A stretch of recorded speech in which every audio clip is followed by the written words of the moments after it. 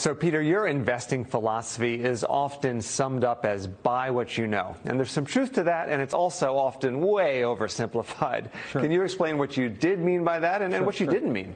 Well, it bothers me that people are very dangerous when they invest. This word play the market, that's a dangerous term. But if you do some work, do some research, know what you own, look at the research, look at the balance sheet. If you could add 8 and 8, get fairly close to 16, you can find out this company has lots of debt, no cash, they're in trouble. You shouldn't own it. So a little bit of research. People are careful when they buy a refrigerator, careful when they take a vacation. And they'll put $5,000, $10,000 some stock to hear on the bus or to party. That's dangerous.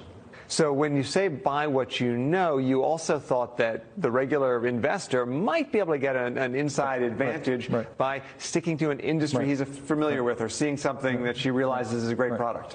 Imagine if you were in a mall the last 50 years. You would have seen Gap when it was hot. You would have seen Limited when it was hot. You would have seen when it was not hot. You would have seen when they were starting, people weren't excited about Gap anymore. And then you do some research, say, well, gee, there's a lot of Limited stores, but we're only at 20. You know, they can go to 400. So you see a company. I did really well with Dunkin' Donuts, a local company. I did well with Stop and Shop. But people could see that this is really some people showing up, or I guess the Sunglass Hut, no one's there anymore. So I mean, that's research. That's fundamentals. But you don't leave the mall, though, and buy that day. You have to do some more work. That's the important point. Yeah. So today, there's so much information everywhere, information overload. Does that make it harder for active investors? The indexers say everyone's got access to the same information at the same time. You can't beat the market. Well, the way you beat the index is you avoid the stocks to go down. You avoid the steel companies and the oil companies and Sears and Penny and where the companies are deteriorated. I mean, companies are dynamic. Behind every stock, there's a company. These are not lottery tickets. So you're trying to find the companies within the S&P 500 that are doing better. They're going from crappy to semi-crappy to good. That might take a couple of years, or they're going to grow for a long time. And you're trying to avoid the companies that are going south. That's how you beat them. Or you find some companies outside the S&P 500 that are great companies. CarMax was not in the S&P 500. They went up 200-fold. There's a lot of companies that enter, and a lot of their great performances before they go in.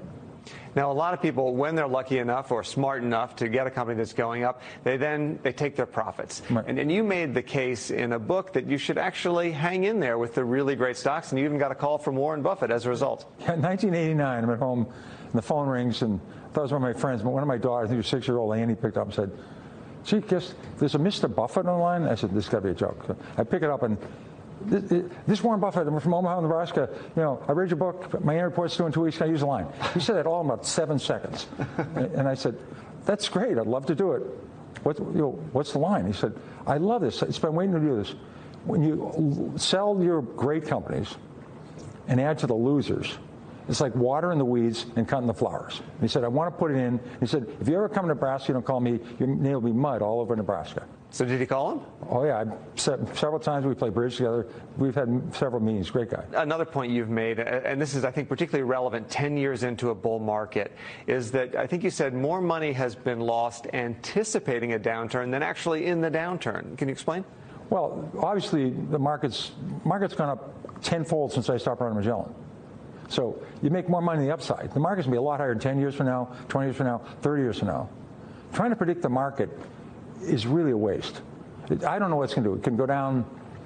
When I ran Magellan, 13 years, it declined 10% or more, 9 times the market. Wow. I had a perfect record. I went down more than 10% every time. Wherever the market went down, I went down more. But over the long term, the upside is more than the downside. So you got to say to yourself, do I need the money in the next month? Do I need the money in the next year? Do I have kids going to college? Do I have a wedding coming up? Then you're a bad investor. If you can keep putting money in, you have 5, 10, 15, 20, 25 year, you should do well.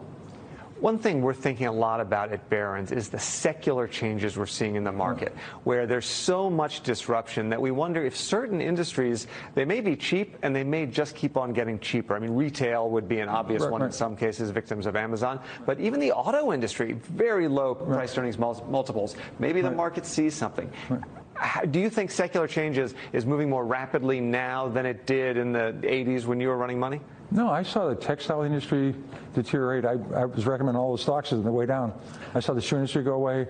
Industries can go from terrific to terrible. There's a great expression in the textile industry that helped me a lot. Textile industry, yeah. It's always darkest before pitch black. Just when you think things are terrible, they get terrible squared. I mean, so just because industries are getting bad, that's not a reason to invest. Wait for things to get better. Because, again, somebody might be involved in steel, they might be involved in coal, they might be involved in iron ore, they might be involved in plastics. They'll see aluminum pick up before I do. So that's a cyclical turnaround. That might last 2 or 3 years. You might see it way before Wall Street sees it.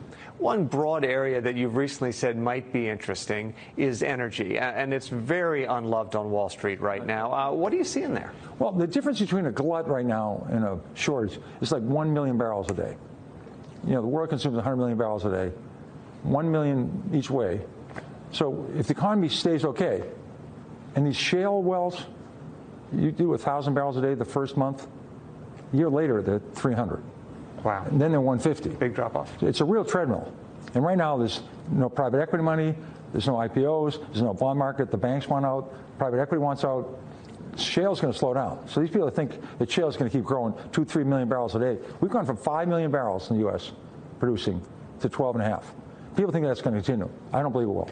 Peter Lynch, thank you very much. Thank you.